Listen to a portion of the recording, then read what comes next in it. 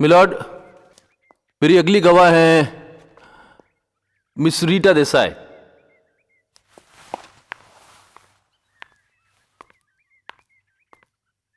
रीटा देसाई?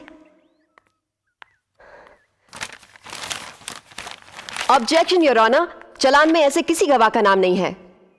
गवाह का नाम इसलिए नहीं है योर ऑनर क्योंकि पहले गवाह कोर्ट में नहीं आना चाह रही थी, लेकिन अभी इन्हें स्पेशल नोटिस देके बुलाया गया है क्योंकि मुझे लगता है इनकी गवाही केस के प्रोग्रेस के लिए बहुत बहुत अहम साबित हो सकती है।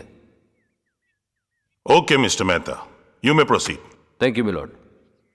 मिस सिमरन भार्गव, गवाह का क्रॉस एग्जामिनेशन करने के लिए आपको भी पूरा वक्त दिया जाएगा। Thank you your honour. कौन है ये लड़की?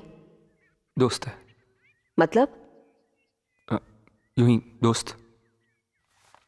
ये सवाल पूछना तो नहीं चाहिए लेकिन क्या करें, मजबूरी है। मिस रीटा, ये बताइए आपकी उम्र क्या होगी? जी 24 साल। आपके और शेखर सक्सेना के बीच में क्या रिश्ता है? दोस्ती का। नहीं, वो तो मैं जानता हूं कि अब ये रिश्ता सिर्फ दोस्ती का ही है, लेकिन मैं पिछले साल के बारे में पूछ रहा हूं।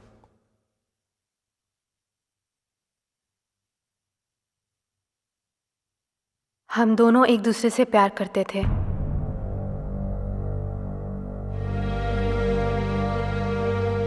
ये प्यार दो तरफा था?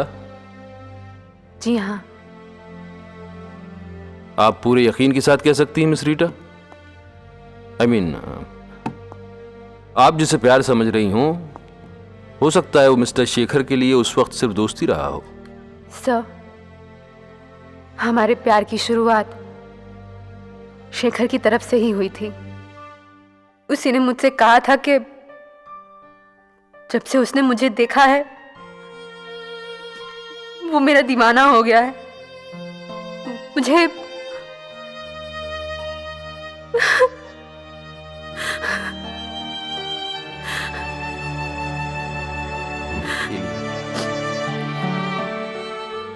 तो मिस रीटा, क्या शेखर ने आपके प्यार में डूबने के बाद कभी किसी नाजुक लम्हे में आपसे अपनी पत्नी से डिवोर्स लेने की बात कभी कही उसने?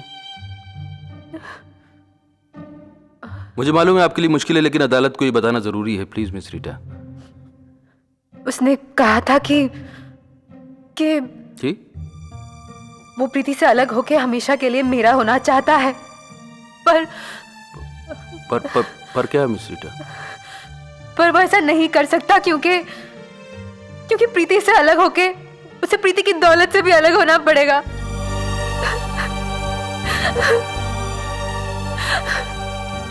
No more questions, my lord. Your witness, please. Miss Bhargava, miss Simran Bhargava. No questions your honour.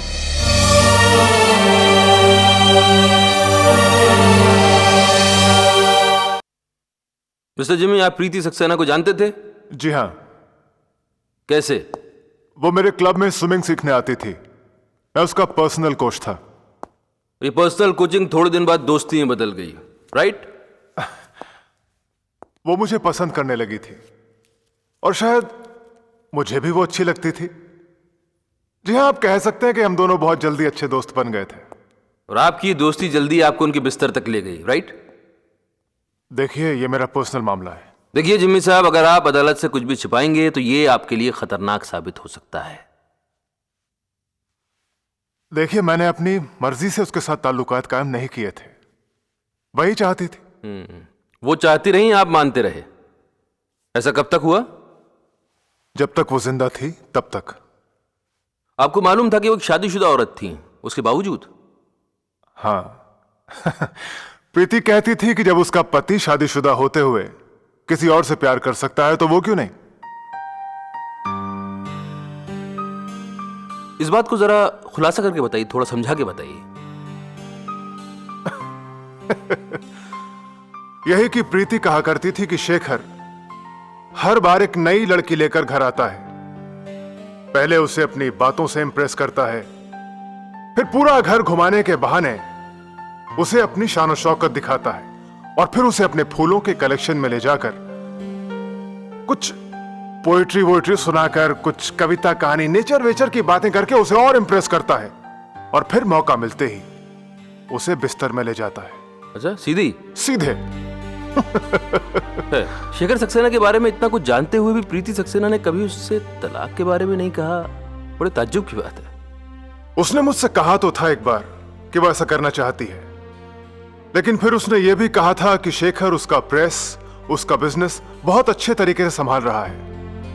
मुझे याद है एक बार उसने मुझसे कहा था कि वो जानती है कि उसका हस्बैंड उसे यूज कर रहा है, और फिर खुद ही हंसी थी और बोली थी कि तो क्या हुआ, मैं भी तो उसे यूज कर रही हूं। शायद इसी का नाम जिंदगी है।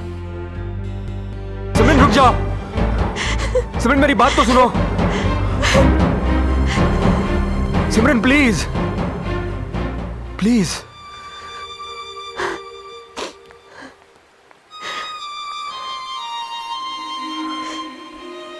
गलती मेरी ही है कि मैंने तुम जैसे आदमी पे भरोसा किया।